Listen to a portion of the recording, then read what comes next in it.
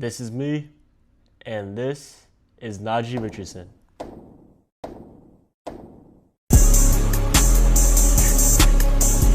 This guy accomplished things in his Ninja Warrior career that are still goals of mine to this day. And in this video, I'm gonna tell you guys a story of when I went head to head with him on American Ninja Warrior. So the moment I found out I was racing him. So on the show before semifinals, we were all in the hotel. All the competitors were in the hotel. And to get to the set, we had to take a bus, right? The set wasn't just across the street from where we stayed at. The set was about 30 minutes away, so we had to take a bus to get there.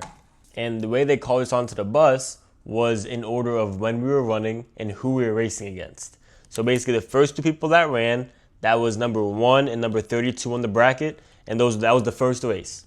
And they got all the way down until you got to the two people in the middle that were gonna race each other. That happened to be me and Najee. People before us got called. That's when everything hit me. It was like, oh my God, I am racing Najee right now. This is gonna be epic. This is gonna be awesome. So let's get into the actual race, or right before the race. So before the race, we had to do B-roll. We had to do some like shots together of us like flexing and pointing to the camera and stuff like that. So my game plan before the race was to go as fast as I could.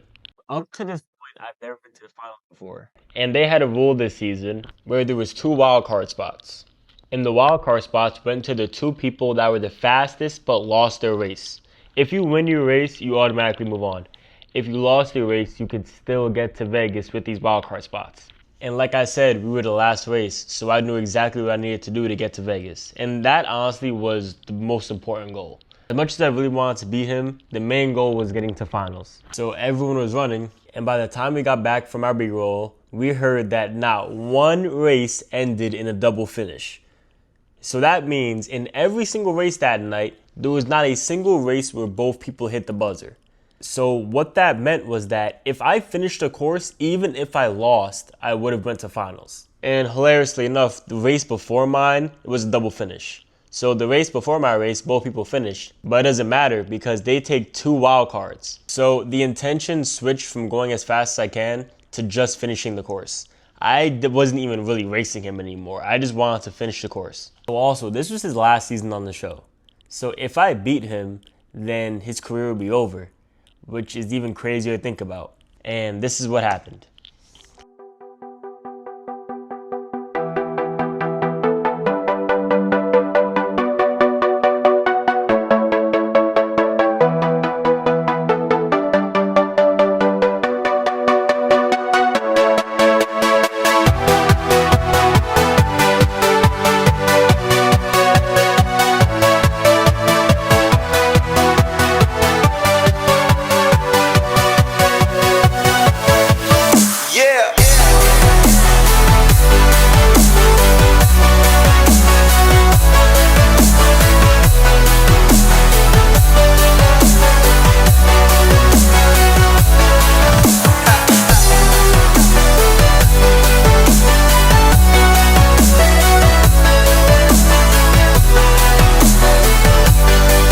So as you guys can see, I won the race. Honestly, I've never been that nervous in my entire life. When he fell, honestly, I was in shock.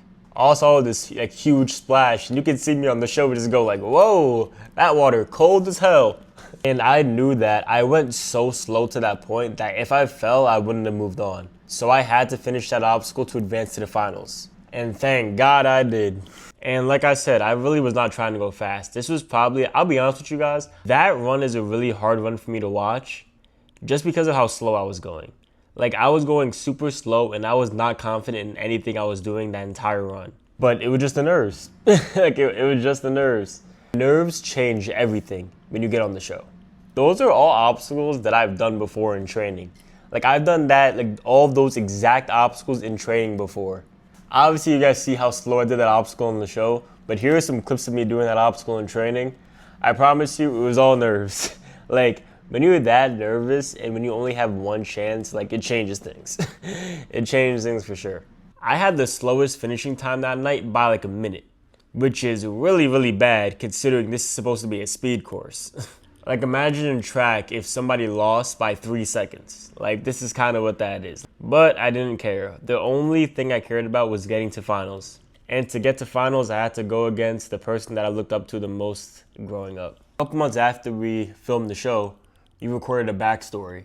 And I'm gonna play the backstory right now, but just know that I'm going to be cutting up this backstory a lot just due to copyright. So enjoy the backstory.